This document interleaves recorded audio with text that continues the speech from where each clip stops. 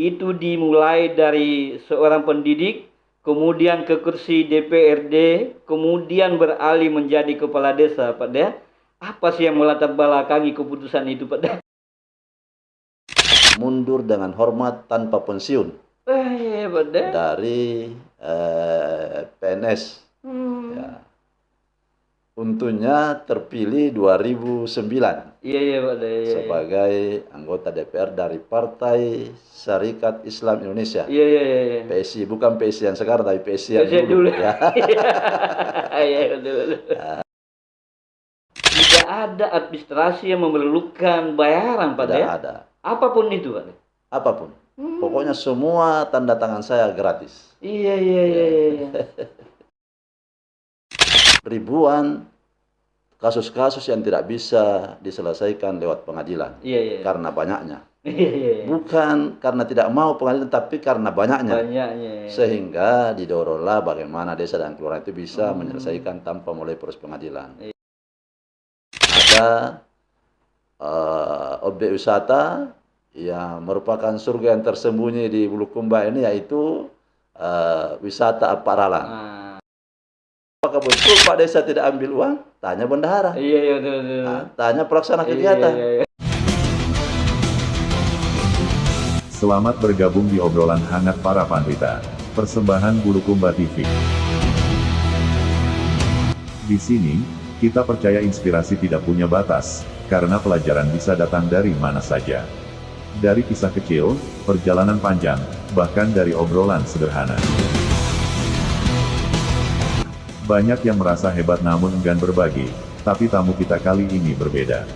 Ia hadir untuk menyalakan semangat lewat cerita nyata yang penuh makna.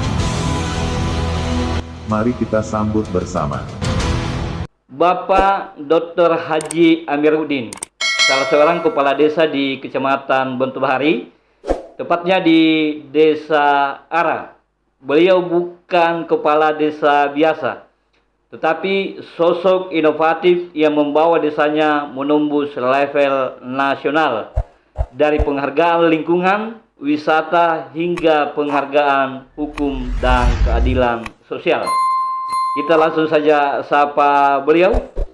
Assalamualaikum warahmatullahi wabarakatuh, Pak Deh. Waalaikumsalam warahmatullahi wabarakatuh. Gimana kabarnya nih, Pak Deh? Alhamdulillah baik. Ya, saya sita waktunya nih, Pak Deh. Mungkin sudah mau balik dari kota ke kampung ke arah, Pak Deh, mungkin. Ya. Ya, mudah-mudahan di kesempatan kali ini Bapak Kepala Desa Arah dalam kondisi sehat-sehat walafiat, Pak Deh. Amin. Iya. Jadi begini, Pak Deh. Lebih awal saya sampaikan bahwa kami bersama dengan teman-teman pengelola media jojaktokoh.com dalam rangka Hari Pahlawan 10 November itu menelusuri siapa sosok atau tokoh di Bulukumba yang dianggap sebagai pahlawan masa kini, Pak Deh, yang punya kontribusi, yang punya inovasi dalam membangun daerahnya, paling tidak untuk di sekelilingnya. Dan Pak Deh, Kepala Desa Arah, sebagai salah satu yang direkomendasikan oleh pembaca, Pak Deh. Ya, baik, mengawali diskusi kita, Pak Deh, mungkin ada sedikit pandangan terkait dengan pahlawan masa kini, Pak Deh. Silahkan, Pak Deh. Ya, terima kasih. Bahwa kita ketahui bersama bahwa kemerdekaan ini diraih berkat dari pejuang-pejuang dari pahlawan kita yang rela mengorbankan jiwa dan raganya demi kemerdekaan bangsa Indonesia ini.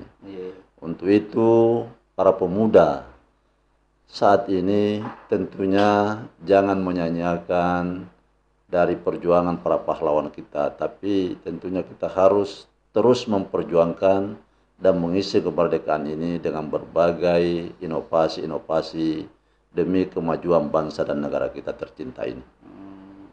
Iya, pesan khusus kepada generasi muda, Pak Deh, khususnya untuk anak-anak muda di Bulukumba, Pak Deh.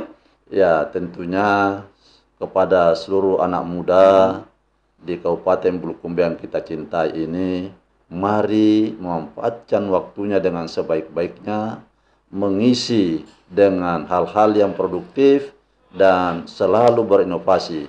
Karena pemuda itu adalah sebagai generasi penerus estafet pembangunan untuk bangsa dan negara kita ini. Baik, Pak De. Banyak yang melihat karya Pak De sebagai kepala desa Ara itu dimulai dari seorang pendidik, kemudian ke kursi DPRD, kemudian beralih menjadi kepala desa, Pak De. Apa sih yang melatar belakangi keputusan itu, Pak De?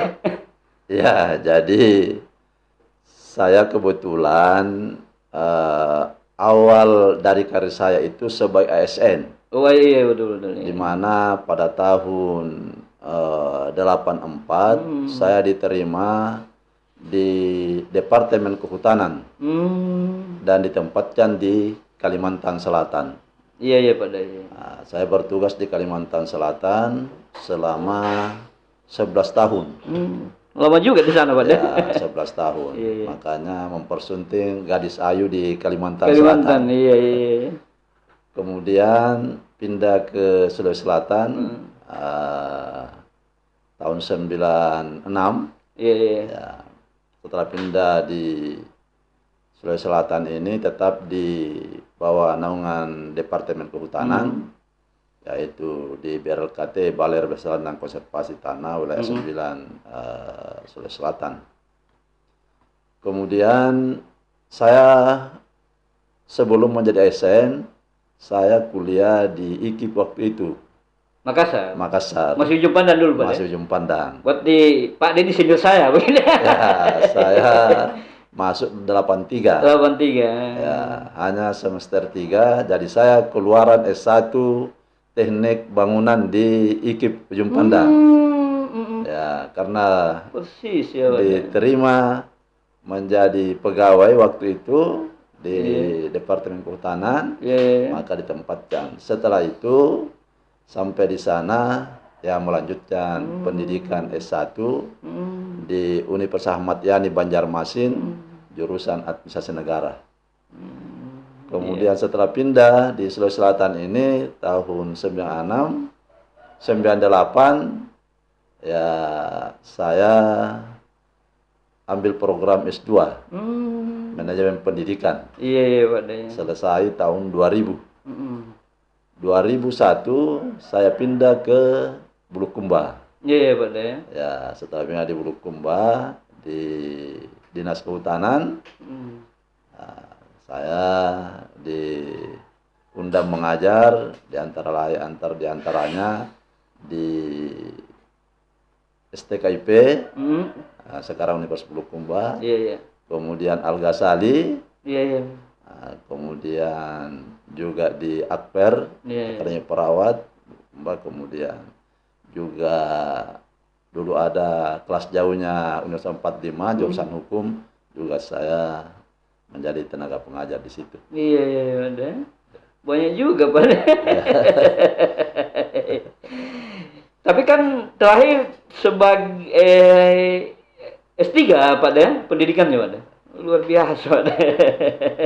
Ya, terkait dengan gadis ayu yang dipersunting orang Kalimantan, saya pernah satu kantor dengan beliau Pak De. Oh, ya. Di sosial. Di sosial, oh ya.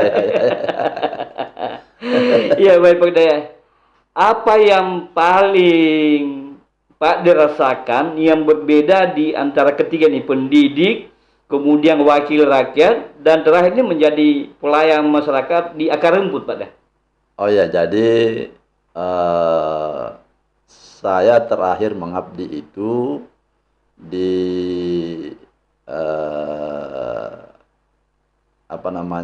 PMD, ya kantor PMD waktu itu. Saya kebetulan sebagai kalau sekarang itu sekretaris, yang waktu itu kepalanya Pak Umar Naim. Nah, di situ tahun 2008 ya banyak dorongan-dorongan dari masyarakat supaya masuk menjadi calon anggota DPR. Maka 2028 mundur dengan hormat tanpa pensiun dari PNS. Ya.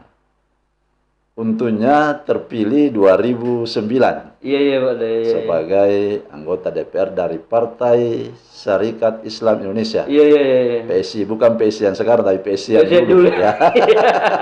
Iya betul. Sempat dulu satu periode, kemudian periode berikutnya PSI itu tidak lagi menjadi peserta pemilu, maka kami beralih di Partai Golkar. Ya, alhamdulillah lolos untuk periode keduanya. Nah, setelah lolos periode kedua, periode ketiga 2009, Iya Pak De.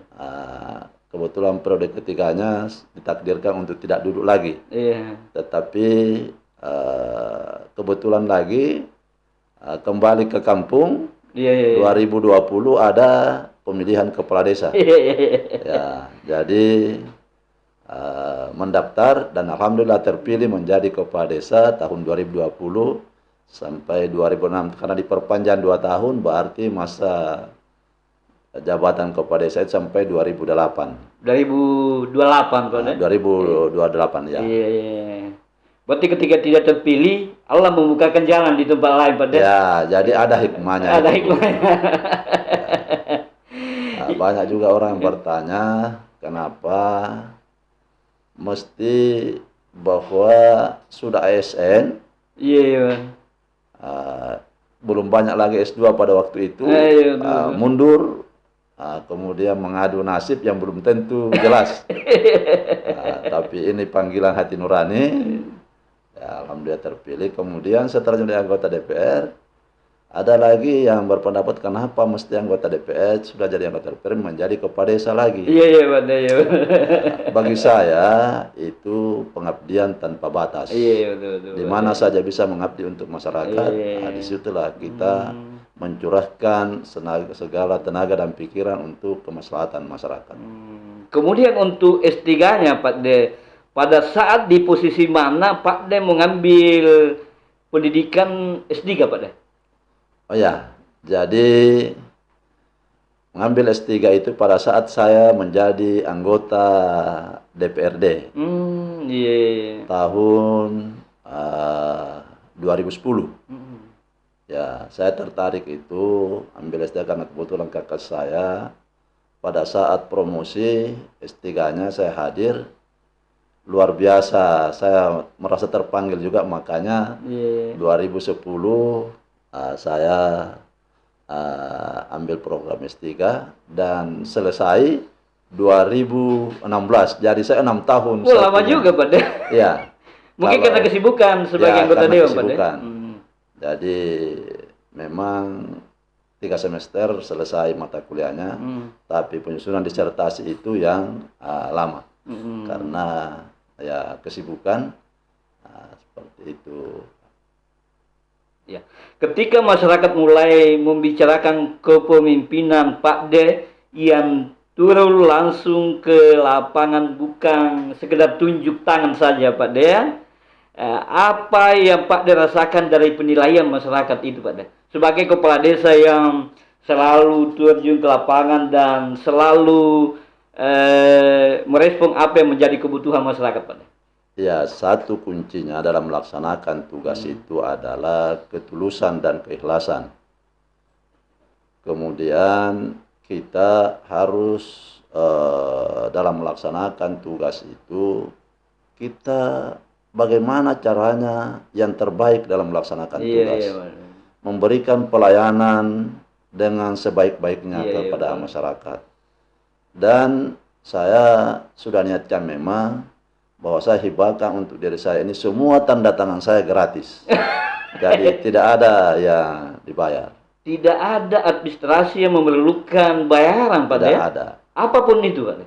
Apapun. Pokoknya semua tanda tangan saya gratis. Iya. Padahal di tempat lain masih ada beberapa hal-hal tertentu yang membutuhkan biaya administrasi Pak De. Ya, kemudian pada tahun 2025 tahun ini Pak De menerima Peacemaker Pak De, para Legal Justice Award dari Kementerian Hukum RI. Bisa diceritakan bagaimana peran Pak De sebagai juru damai di level desa Pak De? Ya, sebelumnya saya sampaikan dulu bahwa sebelum pacemaker itu ada beberapa atau ada penghargaan nasional yang kami dapatkan, yaitu desa wisata. Desa wisata. Ya, yang dihadiri dulu oleh Menteri Pariwisata Pak Sandiaga, dan alhamdulillah kita tembus 5 besar sebagai desa wisata berkembang. Kemudian pernah juga mengikuti lomba di Kementerian Lingkungan Hidup dan Kehutanan. Kebetulan kita juga mendapat penghargaan dari Kementerian Lingkungan Hidup dan Kehutanan, yaitu Proklim. Kemudian ada lagi kesempatan dari Kementerian Hukum dan HAM terkait dengan bagaimana bantuan hukum bagi masyarakat, terutama yang tidak mampu, kita bisa mendampingi. Dibukalah pendaftaran untuk seluruh desa dan kelurahan. Kebetulan ya saya mendaftar dan alhamdulillah masuk untuk ikut dari PJA ini. Dan alhamdulillah sudah ada piagamnya dan pinnya dan lain-lainnya untuk menjadi sebetulnya juru damai. Artinya bagaimana kalau ada persoalan-persoalan hukum bagi masyarakat, untuk jangan selalu lewat pengadilan. Karena banyak sekali kasus-kasus yang masuk di pengadilan yang tidak bisa diselesaikan. Sehingga Kementerian Hukum dan HAM itu, bagaimana pemerintah desa dan kelurahan itu sebagai ujung tombak pemerintahan di bawah ini memfasilitasi dulu masyarakat untuk bagaimana menyelesaikan persoalan di luar pengadilan. Dan ini tentunya sangat bagus untuk menyelesaikan masalah, biayanya murah, bahkan tidak pakai biaya dan cepat selesai. Berarti setiap masalah yang muncul, kalau bisa ditangani di level desa dan Pak Des sebagai juru damai, itu bisa diselesaikan di situ, Pak? Ya, bisa diselesaikan. Yang tidak bisa diselesaikan yaitu pembunuhan, narkoba. Artinya yang kriminal, kalau hanya persoalan perdata saja bisa kita. Yang kriminal yang tipiring-tipiring itu ya bisa saja kalau ada persetujuan damai kita fasilitasi. Sehingga ini tidak perlu lagi berlanjut di pengadilan. Dan itu sudah berlangsung lama proses itu, Pak De? Ya, jadi 2023 itu sudah pernah saya ikut, dan alhamdulillah waktu itu hanya mendapat desa saya di bawah sasana, ya artinya desa yang layak untuk investasi. Kemudian 2025 diberi kesempatan lagi, maka itu lolos sebagai Paralegal Justice Award. Dan itu sudah banyak kasus-kasus yang ditangani, Pak De? Ya, sudah. Respon masyarakat yang menyelesaikan kasusnya lewat juru damai seperti apa, Pak De? Ya, kan kita dalam menyelesaikan persoalan itu, memediasi, yang pertama itu harus netral. Tidak boleh memihak. Kemudian kita dengarkan kedua belah pihak. Apa maunya. Kemudian setelah itu kita betul-betul harus adil. Karena kalau masyarakat itu merasa diperlakukan tidak adil, maka itu bisa ketidakpercayaan. Dalam siapa yang pertama bicara pun harus disepakati. Kemudian kedua, pada saat orang bicara tidak boleh dipotong. Kemudian tidak boleh mengeluarkan kata-kata yang tidak senonoh. Jadi harus diberi kesempatan, dibuat dulu aturan mainnya. Aturan mainnya. setelah itu kita biasanya selama ini alhamdulillah ya persoalan tanah, persoalan hutang piutang, persoalan ternak yang masuk di kebunnya orang, ya. Jadi seperti itu yang kita lakukan. Alhamdulillah kita sudah diberikan juga pembekalan dari Kementerian Hukum dan HAM, sehingga kita ada bekal lah untuk bagaimana menjadi mediasi atau mediator yang bagus. Jadi mediator yang memegang prinsip keadilan, Pak ya. Meskipun itu ada keluarga, ada kerabat, tetap dipegang teguh soal keadilan itu, Pak ya. Tidak memandang kerabat atau siapa itu, Pak. Ya, jadi namanya adil itu jangankan kepada teman, kita dianjurkan untuk berlaku adil terhadap musuh pun kita harus berlaku adil. Apalagi kepada masyarakat kita. Nah, itu. Nah, sejauh ini kasus yang paling menonjol, Pak De, yang pernah ditangani dalam proses legal justice itu, Pak De? Ya, macam-macam. Ada kasus tanah, ada kasus orang yang menebang kayunya yang belum jelas. Ada juga ternak yang masuk di kebunnya orang. Nah, tadi ini kemarin saya juga menyelesaikan lagi terkait dengan hutang piutang.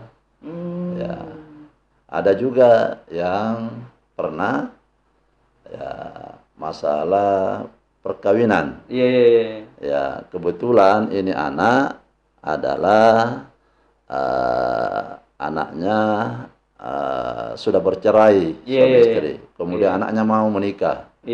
Setelah mau menikah ini orang tuanya laki-laki, dia mau ada bagian untuk dia. Dia tidak mau tanda tangan kalau ini tidak dikasih dari uang panainya. Tidak dapat bagian begitu. Tidak dapat bagian.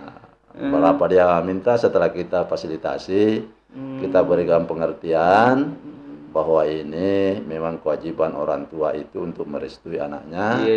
Kemudian setelah itu ya, karena jauh-jauh dia datang dari Selayar waktu itu, nah, setelah dipertemukan, alhamdulillah ada ditemu dan anaknya bisa menikah, merestui dia menikah. Yang terlibat dalam proses ini, Pak De, selain kepala desa, siapa lagi pihak-pihak lain yang terlibat di proses ini? Ya, tentunya karena di desa itu ada Babinsa, ada Babin Katipmas, kepala dusun, kemudian biasa juga kita libatkan tokoh-tokoh masyarakat, BPD, untuk memberikan masukan-masukan terhadap persoalan-persoalan yang dihadapi. Jadi kita betul-betul ada kolaborasi yang bagus, ya, terutama Babinsa, Babin Kantipmas, itu kita libatkan karena dia ada di desa. Biasanya berapa lama sih bisa menyelesaikan proses itu ketika ada masalah yang terjadi, Pak? Ya paling 2 kali, biasa 1 kali saja sudah. Satu kali saja sudah biasa, sudah ada kesepakatan. Ya, gitu. Nah, sejauh ini kasus yang ada, Pak De, pernah tidak ada yang sudah diselesaikan di level desa, Pak De sebagai juru damai, sudah ada kesepakatan, sudah ada keputusan, lalu kemudian ada salah satu pihak yang padahal dia proses lagi di tingkat lanjut begitu ya? Ya, alhamdulillah selama ini yang diselesaikan di tingkat desa belum ada ya. Belum ada. Alam berlanjut ya. Iya. Biasa memang ada baik itu kenakalan-kenakalan anak-anak. Iya, Pak. Biasa dia berlanjut, tapi setelah di mediasi alhamdulillah tidak ada yang berlanjut. Kenapa? Karena kita memang bagaimana menjadi mediator yang netral. Jadi mereka itu merasa bahwa tidak ada betul-betul kita mendengarkan kedua belah pihak dan kita seadil-adilnya dan netralitasnya harus dijaga. Betul, ya.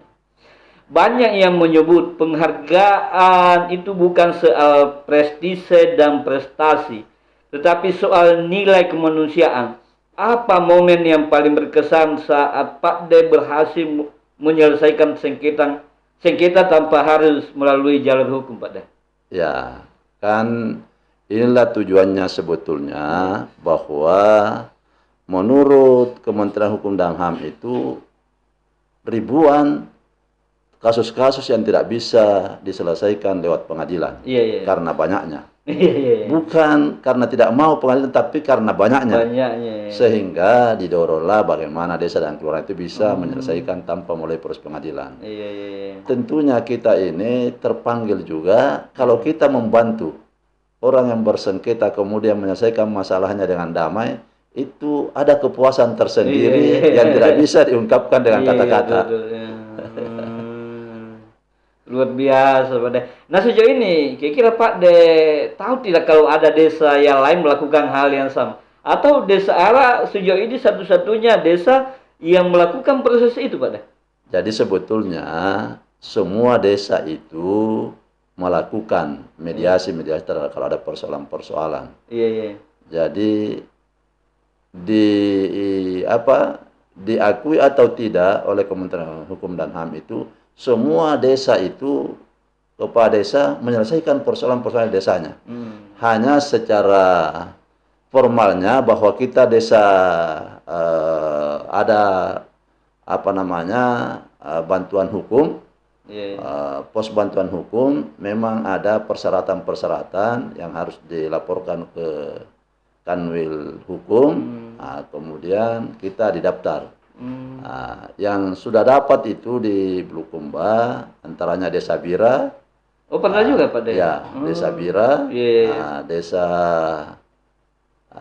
Benten Palio kalau saya tidak salah, kemudian Tanah Toa, itu. Jadi hanya untuk tahun ini sendirian saya dari Kabupaten Bulukumba. Yang ikut prosesnya pendaftarannya cuma Desa Ara, Pak De? Banyak. Oh, banyak. Ya, untuk di Bulukumba maksud saya? Kita tidak mengetahui siapa-siapa yang mendaftar. Gitu, nanti setelah keluar pengumuman bahwa seluruh Indonesia inilah yang lolos. Jadi dibuka. Jadi linknya dibuka kepada seluruh kepala desa dan kelurahan untuk mendaftar. Setelah itu diseleksi, keluarlah pengumumannya. Setelah keluar pengumuman, dilakukan lagi training. Setelah itu ada evaluasinya, siapa yang lolos untuk maju sebagai Parallel Justice Award ini. Ya, dan Desa Ara menjadi satu-satunya desa di Bulukumba, Pak De? Ya. Iya, luar biasa. Iya, sebelum itu tadi sudah disinggung bahwa Desa Ara juga menorehkan sejarah dengan meraih trofi Pro Iklim, Pak De, ya? Kategori utama pada tahun 2022, Pak De. Ya.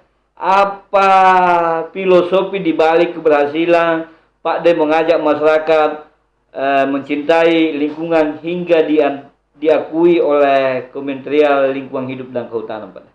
Ya, jadi waktu itu kebetulan ada pendaftaran dari Lingkungan Hidup Kabupaten Bulukumba menghubungi apakah Desa Ara bersedia mengikuti lomba ini. Saya sampaikan, bertanya apa syarat-syarat yang harus dipenuhi. Karena kalau ikut lomba, alangkah eloknya kalau kita ikut lomba dan mendapat juara. Kalau hanya sekedar saja, maka waktu itu disampaikanlah persyaratan-persyaratannya. Kemudian di Desa Ara itu kan memang banyak hutan rakyat, kayu-kayu yang ditanam, yang oleh masyarakat tumbuh di kebunnya sendiri. Kemudian ada juga kawasan penyangga. Kemudian tidak kalah pentingnya waktu itu adalah tempat pengolahan sampah plastik. Ya, kebetulan di Desa Ara itu banyak sekali plastik-plastik yang berhamburan waktu itu. Dibuang di pinggir jalan. kemudian saya menghibahkan tanah kurang lebih 1 hektar. Tanah pribadi, Pak? Ya, tanah pribadi Iya, iya, iya. untuk tempat pengolahan sampah terpadu. Nah, jadi setelah itu saya bilang silahkan sampahnya dari desa-desa lain atau dari kecamatan bawa saja ke desa Ara. Nanti di desa Ara baru kita jadikan uang. Nah, ini kebetulan ada penyertaan modal ke BUMDes Iya, iya, iya. untuk membeli mesin pencacah plastik. Iya, iya, iya. Ya, jadi BUMDes lagi yang mencacah. Setelah dicacah baru dikirim ke Makassar. Jadi waktu tim turun, tim penilai, Iya, iya, iya. ya dia lihat ya ada pengolahan sampah, Iya, iya, iya. ya rata-rata juga masyarakat mempunyai tandem untuk penampungan air. Iya, iya. Nah, itu juga salah satu penilaian bahwa air dari atap itu tidak langsung mengalir, tapi tertampung. Kemudian itu juga bahwa banyak pohon-pohonan, sehingga itu desa Ara masuk sebagai desa iklim yang bagus. Iya, iya, iya.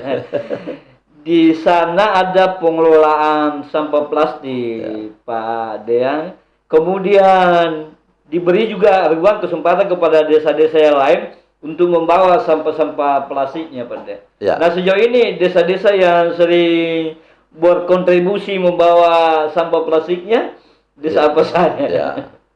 Waktu berjalan dulu itu pabrik, Iya.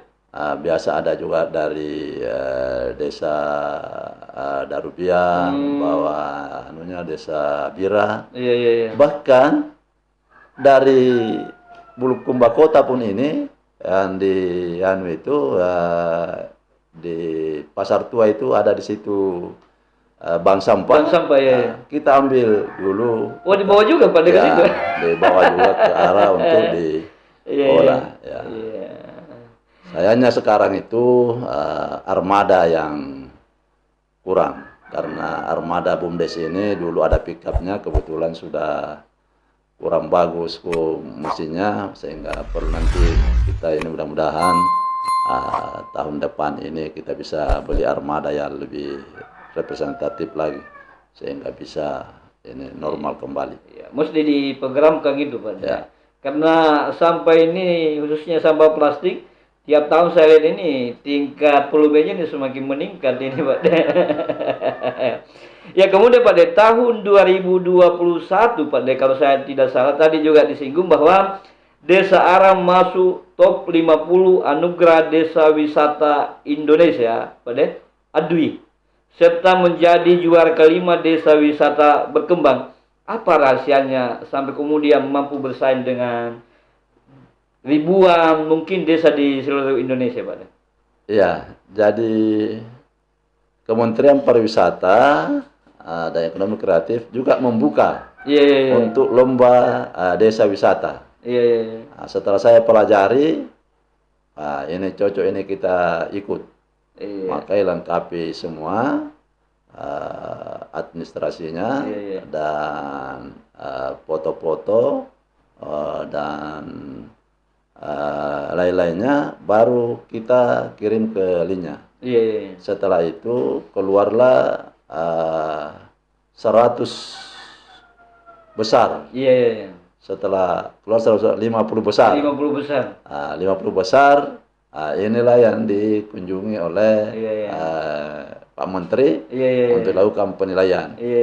Setelah ikut penilaian, kita di pengelola diundang ke Jakarta untuk menerima penghargaan sesuai dengan hasil penilaian. Jadi itu memang banyak sekali juga yang penilaiannya, baik itu homestay-nya, baik itu kebersihannya, keterlibatan masyarakat, kemudian orisinilnya, artinya betul-betul ini dirintis oleh masyarakat dan untuk banyak partisipasi masyarakat. Ya, Saya lihat ini nasional semua ini Pak, di penghargaannya. Alhamdulillah. Ya, desa wisata. Apa sih wisata-wisata di sana yang mungkin menjadi daya tarik wisatawan bahwa desa Ara ini nih layak disebut sebagai salah satu desa wisata, Pak? Ya, kita ketahui bersama Iya. bahwa Desa Ara ini penduduknya rata-rata sebagai pengrajin perahu pinisi. Iya, iya, iya. Nah, ini juga salah satu daya tarik Iya. terkait dengan keahlian membuat perahu pinisi secara Iya. turun-temurun Iya, iya. yang tanpa literatur tertulis. Iya, iya. Tapi ini adalah keahlian Keahlian. yang turun-temurun. Nah, kemudian juga ada budaya-budaya lain seperti tari-tarian dan lain-lainnya, adat istiadat itu juga menjadi salah satu daya tarik waktu penilaian dari Kementerian Pariwisata. Kemudian ada objek wisata yang merupakan surga yang tersembunyi di Bulukumba ini, yaitu wisata Aparalang. Nah, itu sering-sering saya lihat masuk TV dan dikunjungi oleh wisatawan jauh pada dari Jakarta misalnya gitu. Ya. Nah, wisata Aparalang ini Iya. kebetulan saya sendirian rintis. Oh iya. Iya. Sebelum saya menjadi kepala desa. Ini saya rintis terinspirasi waktu itu dibanding ke Hong Kong. Iya, iya, iya, iya, iya. Di mana waktu mengambil program S3 itu, Iya, iya, iya. Pak Aceh waktu itu, Pak Ilham Sirajuddin, Iya, iya. waktu itu wali kota, kebetulan satu letting, Iya, kami iya. di program S3 Iya, iya. bersama dengan Ical. Iya, iya. Ada ide dari beliau bagaimana kalau kita jalan-jalan cari-cari inspirasi. Iya, iya, iya. Maka berangkatlah kami dari Makassar waktu itu Iya, iya. ke Surabaya, Surabaya Malaysia, Malaysia Makau, Makau Hong Kong, Hong Kong Shenzhen. Iya, iya, iya. Di Hong Kong lah ini saya naik di Universitas Hong Kong, mendaki, saya jalan-jalan ke belakang ternyata pinggir laut. Iya, iya, iya. Wah, saya bilang, oh ini mirip-mirip dengan kampung saya. Iya, iya. Gunung baru pinggir laut. Iya, iya, iya, iya. Nah, dia bilang kalau begitu sejahtera masyarakat di sana. Iya, iya, iya. Wah, saya bilang bukan lagi sejahtera, itu kampung halaman saya sudah ditinggalkan nenek moyang. Iya, iya. Dia bilang menurut prinsip Cina, kalau ada daerah yang bercermin air, dilihat turun air itu sejahtera masyarakat. Iya, iya, iya. Tapi caranya bagaimana? Kasih banyak telapak kaki. Karena dari telapak kaki lah itu rezeki datang. Iya, iya, iya. Faktanya, lihat ini Hong Kong. Apa sih potensinya? Tapi karena seluruh dunia datang ke sini, Iya, iya, iya. maka Hong Kong seperti inilah. Jadi, nah, terus dari situ setelah pulang, saya rintislah jalanan. 2011, 2012, 2013, 2014 baru mulai dikunjungi. 2015 sudah, alhamdulillah sudah boom. Iya, iya, iya. Sehingga- Sudah booming ya, kemana-mana. Ya. Baik dari lokal, regional maupun mancanegara. Iya, iya. Memang waktu itu belum tersentuh sama sekali pada ya. Oh belum tersentuh, belum bisa jalan kaki kita menerobos turun itu hutan belantara. Iya, iya, iya. Nah, sekarang ya luar biasa Pak. Siapapun pasti kenal ya perang itu Pak ya. Ya, memang dulu banyak yang mencibir Iya, waktu awal perintisan. Oh pernah ada Oh, suara-suara banyak. sinis Iya, begitu Pak ya. sinis. Iya, iya. Siapa yang mau ke sana? Eh, Medannya sangat terjal. Iya, iya, Nah, betul. tapi dengan semangat dan keikhlasan, Iya, iya. alhamdulillah bisa saya rintis dengan swadaya. Swadaya. Iya. Selain itu Pak Teh, ada tempat-tempat lain objek wisata yang Banyak jadi objek favorit? wisata, ada Mandalaria. Mandalaria. ini pasirnya putih, Iya. bagus sekali. Ini Mandalaria. Kemudian ada gua Pasohara Iya, yang iya. ada airnya di dalam, jernih, bisa berenang. Kalau petualangan itu bisa berenang di dalam, yang gua kemudian Iya. jernih airnya. Nah, itu. Dan itu sudah banyak yang akses juga itu Pak Teh. Sudah akses turun di Mandalaria itu sudah bagus, sudah aspal. Yang bagus. gua-gua itu. Yang gua itu pas pinggir jalan Iya. menuju Mandalaria. Oh, jadi iya. dekat. Luar biasa Pak Teh. Ya, tentu dengan adanya wisata yang terus dikembangkan oleh Pak D ini, masyarakat juga ya merespon sangat baik dan mungkin saja masyarakat secara ekonomi meningkat juga Pak D. Ya, suka atau tidak suka, Iya. pengunjung itu kalau habis bensinnya atau bahan bakarnya pasti singgah beli. Iya, iya, iya, betul, betul. Ya, habis pulsanya beli pulsa. Iya. Habis rokoknya beli rokok. Iya, Secara betul. tidak langsung ya warung-warung Betul, betul. laku. Kemudian ada juga UMKM yang memang membuka di wisata-wisata itu, wisata Paralang. Kemudian tidak kalah pentingnya terbuka lapangan kerja. Iya, iya, iya, iya. Baik itu bagian kebersihan, Iya, betul, bagian betul. pengamanan, bagian parkir, dan perbaikan-perbaikan jalan dan lain-lainnya. Iya, iya. Ya, menurut Pak De, prestasi-prestasi yang Pak De sampaikan tadi tentu lahir dari kerja keras atau kerja sama, Pak De. Nah, bagaimana Pak De menumbuhkan semangat gotong royong di kalangan masyarakat di era yang digital ini yang serba individualistik, Pak De? Ya, memang dulu awal perintisan itu teman-teman itu bertanya apa kita mau gotong royong Iya, iya. untuk merintis wisata Paralang ini. Kalau 1-2 hari mungkin gotong royongnya masih semangat. Oh, gitu. Iya. Tapi kalau sudah lewat 3 hari itu gotong royong itu sudah mulai kendur. Nah, ini kita harus bisa membaca juga. Iya, iya, iya. Nah, setelah saya pikir-pikir waktu itu berapa sih upah harian? Oh, iya. Waktu itu upah harian hanya 60.000. Oh, iya. Ya, maka saya bilang oke, Iya, iya, iya. diupah saja, upah harian saja semua. Iya. Nah, setelah diupah baru dialah yang merintis ini.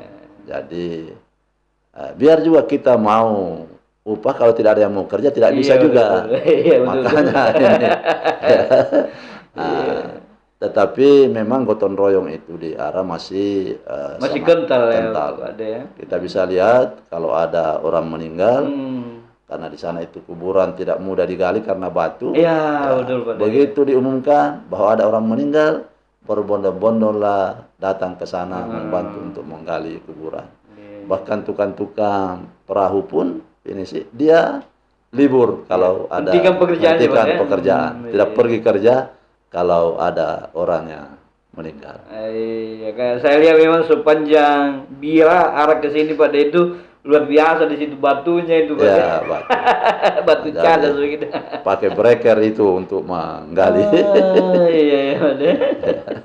Tapi alhamdulillah dengan kebersamaan dan gotong royong. Iya. Ya. Jadi kebersihan pinggir jalan juga, PKK, Iya, iya, iya. Kader Posyandu, Dasawisma, Iya. semua ada RK, RT, kepala dusun dan imam desa kompak untuk kebersihan. Seperti halnya pada saat ini menyambut festival pinisi, Iya, iya, iya. ya 2 kali turun bersih-bersih lingkungan. Iya. Luar biasa kerjasamanya Pak De. Dan tentu itu di bawah komando Pak De sebagai Ya, pemimpin. kita ini di- hanya sebagai fasilitator saja. Oh, iya, betul betul ya. Karena bagaimanapun juga, bagaimanapun hebatnya Van Basten Maradona, Iya, iya, iya. kalau dia menggoreng bola sendiri pasti tidak bisa. Tidak bisa, Pak De. Harus kerjasama Harus Pak De. kerjasama. Dan itu yang terjadi di desa Ara Pak De. Banyak kepala desa berhenti pada rutinitas administrasi Pak De. Tapi Pak De ini agak lain. Apa yang membuat Pak De selalu berpikir kreatif dan selalu melahirkan ide-ide baru Pak De? Ya, kan hidup ini sebetulnya sebentar. Iya. Yang harus kita lakukan sebenarnya adalah apa sih yang pernah kita lakukan selama kita hidup ini. Iya, iya, iya. Karena ini hidup ini singkat. Yang bukan untuk kepentingan pribadi saja, tapi untuk yang kepentingan yang lebih luas masyarakat. Iya. Ya, pembimbing saya dulu menyampaikan ke saya kalau mau jadi dokter minimal bisa memikirkan 1 atau 2 hal yang belum pernah dipikirkan orang, dan itu bukan untuk kepentinganmu saja tapi untuk kepentingan orang banyak. Iya, iya. Pak De. Itu baru namanya dokter. Kalau bisa memikirkan Iya, hal-hal yang iya, belum iya. pernah dipikirkan orang dan itu untuk kepentingan orang banyak. Nah, bisa bermanfaat Bisa untuk ya. banyak orang Pak De. Iya. Baik, Pak De dikenal termasuk sosok yang dekat dengan anak muda dan pelaku UMKM Pak De. Nah, bagaimana cara Pak De mengubah semangat pemuda ini agar lebih produktif dan berorientasi pada potensi lokal di Desa Ara, Pak De? Ya, jadi sebetulnya masyarakat itu, muda itu, dia harus melihat. Dia kalau sudah ada dia lihat, maka pasti akan termotivasi juga. Iya, iya, iya, iya. Nah, untuk diketahui memang orang Ara itu bukan hanya kepala desanya yang kreatif, tapi seluruh masyarakatnya memang kreatif. Iya, iya, iya. Ya, kita lihat karena kreativitasnya itu bisa membuat perahu pinisi. Iya, iya, iya. Kemudian kreatif lagi dia, ibu-ibunya itu merambah beberapa pulau untuk horden Iya, jahit-jahitan, betul, betul, ya, betul. Iya, iya. sampai Manado, Iya, iya, iya. Papua, Iya, iya, iya. Ternate dan lainnya. Jadi itu ya. Jadi kalau kita masuk di Desa Ara itu sepertinya tidak ada sumber kehidupan. Iya, iya. Tetapi alhamdulillah tingkat kesejahteraannya agak Betul, bagus. betul. Kenapa? Karena kreativitasnya masyarakat ini mencari sumber penghasilan di luar desa. Iya, betul. Dan alhamdulillah di Ara itu tidak ada pencuri. Iya, Pak De. Tidak ada pencuri. Jadi biar pakaian di luar, motor di luar, alhamdulillah tidak ada. Saya kadang lewat, Pak De, dari Bira ke Bontutira atau dari Kalumpang ke Bira, itu motor itu pada di pinggir jalan saja, Pak De. Itu sampai pagi begitu, Pak De? Sampai pagi begitu. Artinya selama ini alhamdulillah kalau orang Ara memang tidak ada pencuri. Jadi tingkat kriminalitas terkait dengan pencurian itu nyaris Sangat, tidak ada. nyaris tidak ada. Bahkan nol, zero begitu. Bahkan zero itu. Iya, iya, iya, iya. Ya itu. Iya, aman, aman, Pak De. Aman Iya, itu. iya. Ya, karena apa itu etos kerja yang tinggi. Iya, iya, iya. Kan pencurian itu kalau etos kerja yang rendah. Betul, betul, Pak De. Karena rendah dia bilang yang ada saja kita ambil. Iya, iya, Tapi iya. karena etos kerjanya tinggi, Iya, iya, iya. kemudian kita lihat kerja perahu itu segala tenaga dan pikiran dikeluarkan dan keringat keluar semua. Tetapi karena etos kerjanya yang tinggi sampai selesai itu finish yang begitu besar, sehingga diakui oleh UNESCO. UNESCO, betul, betul. Luar biasa, Pak De. Dalam membangun desa wisata atau desa hijau, Pak De, kalau saya tidak salah pernah melibatkan PLN, Pak De, lewat TJSL, Pak De. Nah, ini bagaimana caranya membangun kolaborasi strategis dengan pihak-pihak lain, termasuk PLN itu, Pak De? Ya, jadi PLN itu juga sangat membantu dalam hal pengembangan wisata Desa Ara. Di mana waktu itu belum ada jaringan listrik masuk di wisata Paralang. Tapi alhamdulillah dengan kunjungan dari JM, dia kebetulan ketemu, berbincang-bincang. Ada strategi pembangunan yang berbeda antara Pulau Batam dengan Senseng yang dibuka pada tahun 80-an. Kalau di Batam itu tetap masih seperti biasa-biasa saja. Kenapa biasa-biasa? Karena listrik, jaringan listrik, air, jalan mengikuti rumah. Kalau di Senseng itu buat dulu jalannya, buat jaringan listrik, jaringan air, maka cepat datang rumah. Nah, ini perbedaannya. Nah, sama dengan ini saya bilang wisata Paralang ini. Ini tidak akan maju kalau nanti ada rumah baru dibuatkan jaringan listrik. Dibuka aksesnya dulu. Betul. Nah, jadi harus ada air. Maka tertaiklah waktu itu Pak JM bahwa coba-coba uji coba ini jangan nanti ada rumah baru dibikinkan jaringan. Alhamdulillah langsung dipasangkan jaringan dan ini juga sangat membantu dengan adanya jaringan listrik. Begitu juga dikasih dari Kementerian Pariwisata jaringan wifi. Itu. Dan waktu itu juga PLN memberikan CSR membangun masjid. Karena kami membangun masjid dia memberikan bantuan juga. Iya. Jadi partisipasi dan bantuan dari PLN itu luar Luar biasa untuk biasa, pengembangan wisata. Kami sekali lagi ucapkan banyak terima kasih kepada Pak JM dan seluruh jajaran PLN. Dan luar biasa juga Pak De membangun kolaborasi. Kemampuannya Pak De untuk membangun komunikasi dengan pihak-pihak lain termasuk PLN itu patut diacungi jempol Pak De. Nah, kemudian Pak De, bagaimana Pak De melihat peran teknologi digital dari promosi wisata, edukasi hukum hingga pemberdayaan ekonomi di masa depan untuk Desa Ara Pak De? Ya, inilah yang membantu pariwisata sebetulnya dengan kemajuan teknologi ini, IT ini. Di mana sebetulnya yang mempromosikan itu adalah pengunjung sendiri. Betul Pak De. Begitu datang, berselfie, buat konten, TikTok apa dan lain-lainnya, dia kirimlah ke teman-temannya. Begitu dia lihat, tertarik di mana ini. Penasaran Pak De. Penasaran, maka dia datang lagi. Nah, jadi inilah keuntungannya dengan kemajuan IT sekarang ini. Ya. Dan itu juga sekarang dengan kemajuan IT ya kita lihat barang-barang apa saja yang dibutuhkan sudah terkirim langsung hanya di dalam rumah saja. Betul. Sampai media-media nasional itu datang ke Palaran Pak De ya. Penasaran lalu kemudian mengekspos ke TV-TV yang pada akhirnya juga ya masyarakat penasaran berkunjung ke situ Pak De. Termasuk mungkin wisatawan asing Pak De. Ya wisatawan asing. Ya. Banyak juga wisatawan asing yang berkunjung ke sana. Atau yang mau prawedding, bahkan pernah Adidas sepatu Adidas itu datang ke sana untuk ambil gambar, artinya spotnya diambil di Palaran untuk promosinya. Jadi Palaran ini menjadi salah satu spot Pak De ya untuk bagian dari wisatanya Adidas ya, bagian dari promosinya maksud saya. Adidas. Iya, dalam pandangan Pak De, kita kembali ke Desa Damai ini sebagai juru runding Pak De. Dalam pandangan Pak De, seperti apa makna Desa Damai di tengah zona yang penuh perbedaan pandangan dan kepentingan ini Pak De?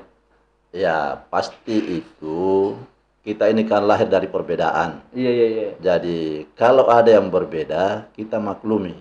Tetapi bukan berarti perbedaannya tidak ada solusi.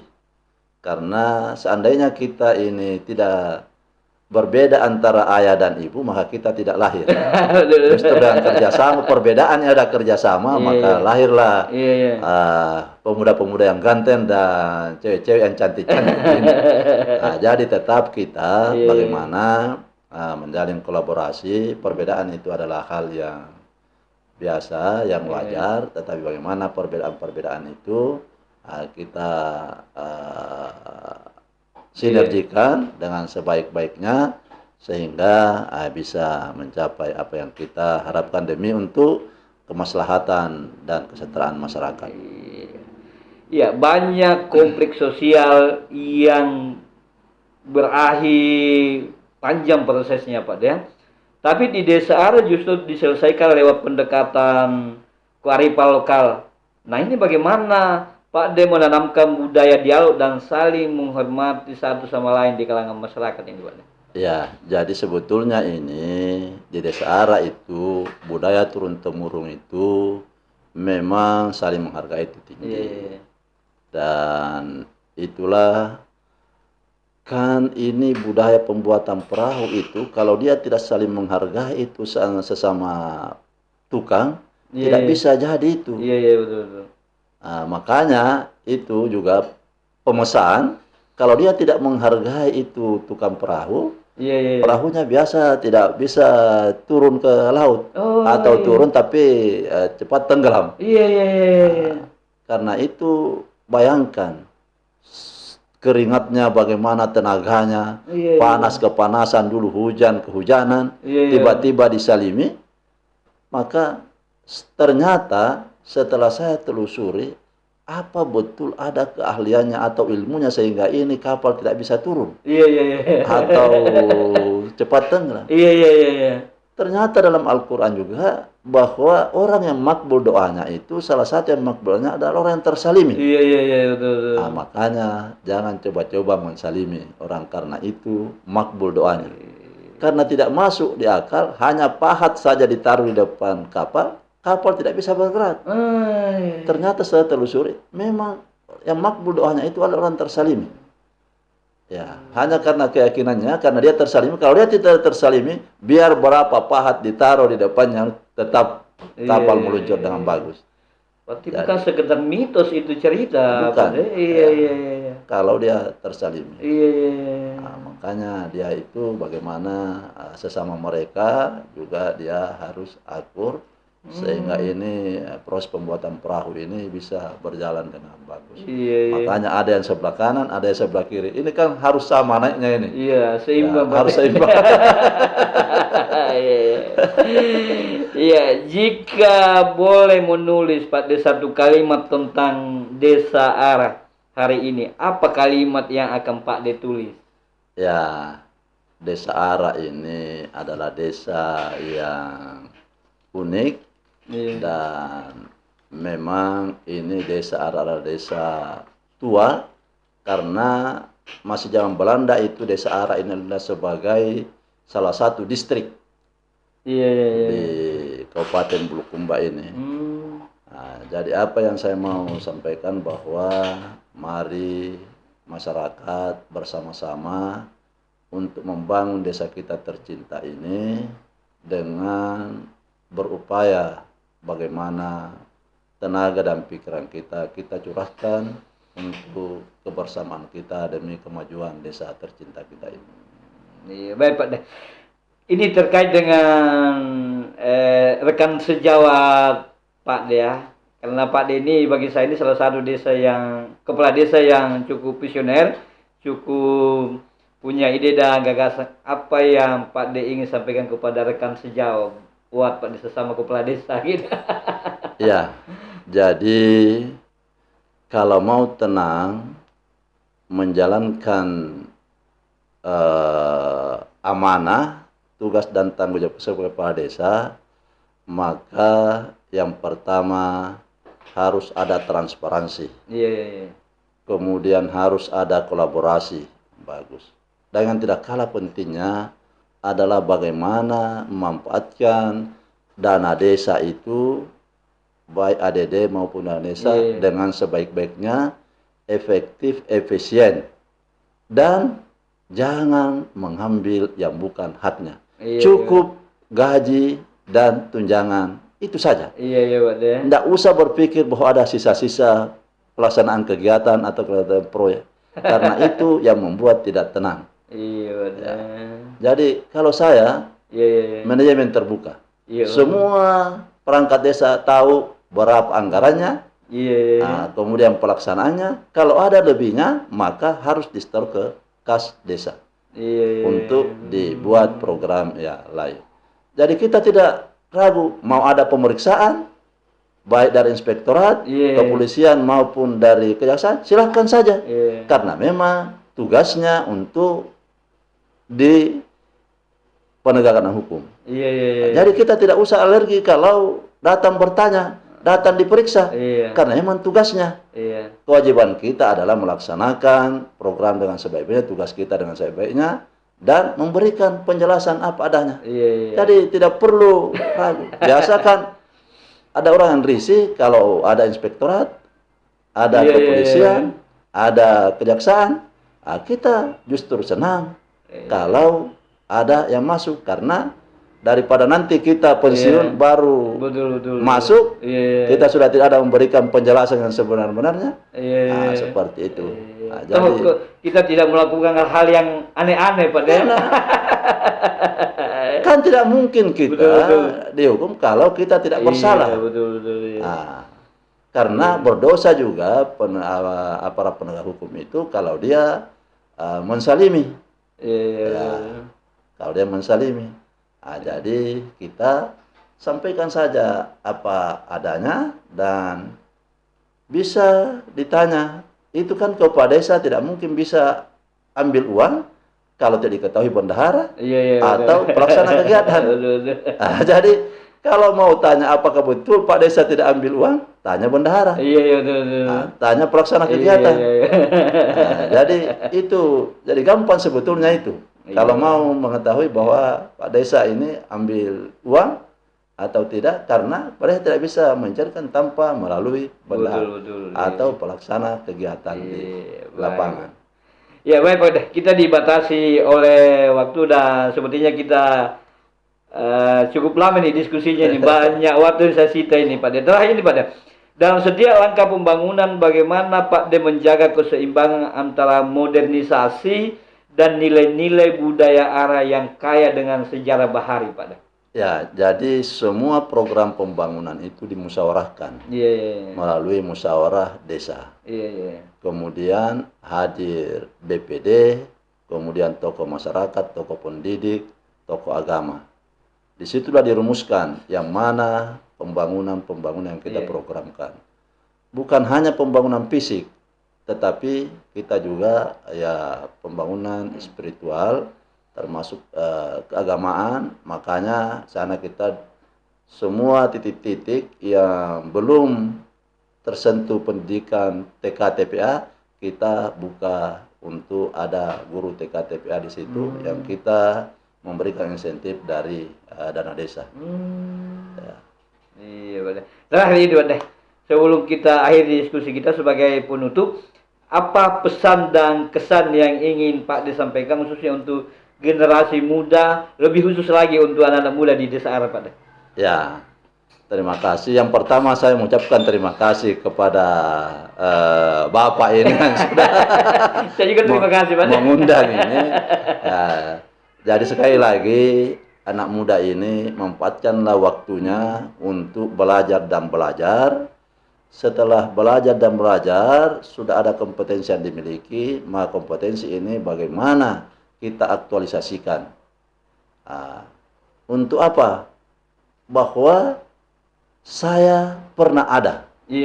Saya pernah hidup. Diberi kesempatan oleh Allah untuk berkarya. Berkarya dengan sebaik-baiknya, kemudian berinovasi yang sebaik-baiknya, insya Allah, kemudian menjalankan perintah Allah, insya Allah kita akan selamat dunia dan akhirat. Fid dunya hasanah wa fil akhirati hasanah. Luar biasa. Baik, luar biasa diskusi saya dengan beliau, Bapak Kepala Desa ARA. Masih banyak hal sebenarnya yang ingin saya diskusikan dengan beliau, tapi karena kita dibatasi oleh waktu, beliau juga harus pulang atau kembali ke Desa ARA Pak Deh. Ya perjalanannya mungkin sekitar 1 jam. 1 jam. Iya. Jadi sekali lagi Pak Deh, terima kasih atas waktunya. Guys, demikian diskusi saya dengan Bapak Kepala Desa ARA, Bapak Haji Amiruddin MPD, Pak Deh ya? Ya. Iya. Seorang kepala desa yang luar biasa di Kecamatan Bontobahari. Beliau telah menorehkan berbagai prestasi di level nasional, mulai dari penghargaan lingkungan, wisata, hingga penghargaan hukum yang mengedepankan keadilan sosial. Demikian, dan Anda jangan lupa channel ini di subscribe, komen, like, dan di share agar channel ini terus bertumbuh dan berkembang dan bisa memberikan manfaat buat kita semua. Demikian, wabillahi taufiq wal hidayah. Assalamualaikum warahmatullahi wabarakatuh. Waalaikumsalam warahmatullahi wabarakatuh.